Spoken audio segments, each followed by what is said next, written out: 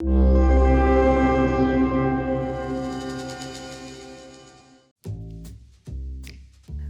an intimacy. You get the sense that the photographer is right there in the action rather than being removed from it. My name is Grace Devaney, and I am the David C. and Sarah Jean Ruttenberg Associate Curator of Photography and Media at the Art Institute of Chicago.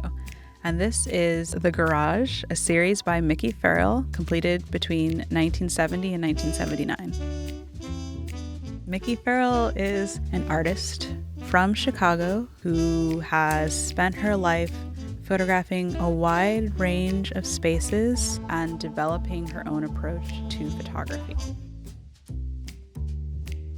In 1967, Ferrill moves to Mexico with Ted Williams, another Chicago-based photographer, and while there, she gets occasional news assignments, such as covering the 1968 Olympics, but largely is still working as an apprentice and printing her own photographs.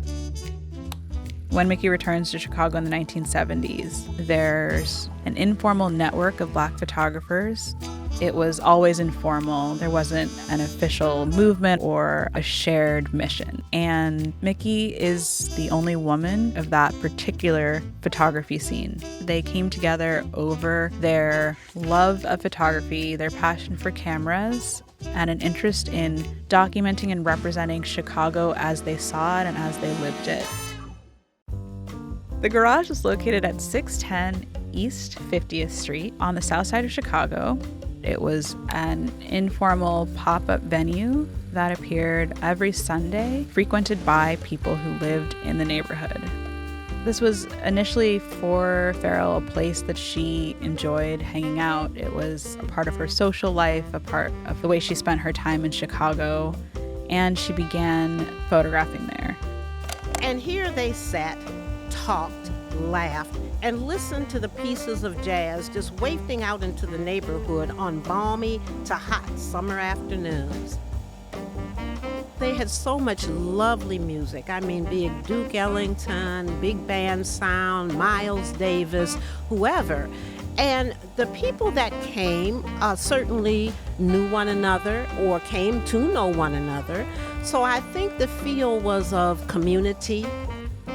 It wasn't necessarily a destination for other people coming from other parts of town. It was a part of a neighborhood and a culture.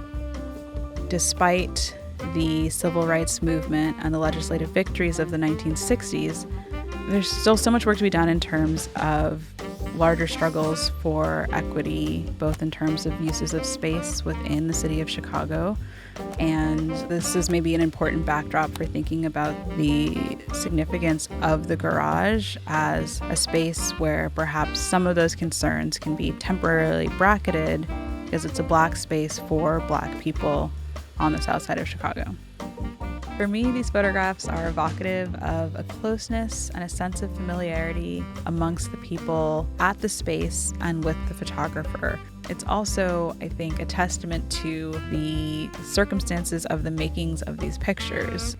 You see her getting up close to this person who is using a napkin and pretending it's a saxophone, or people in the middle of a dance move, such as a gentleman in a white suit that was a frequent attendee at the Garage that Ferrill gave the nickname Slim, and he appears in multiple photographs.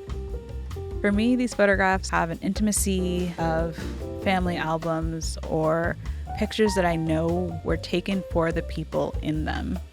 So yes, in the 1970s, there's an essential need for political photographs, political art, things that are expressly speaking to racism and other social and political issues. But there's also an essential need for work in the spirit of Ferrill's work that is about passion and joy outside of these conditions.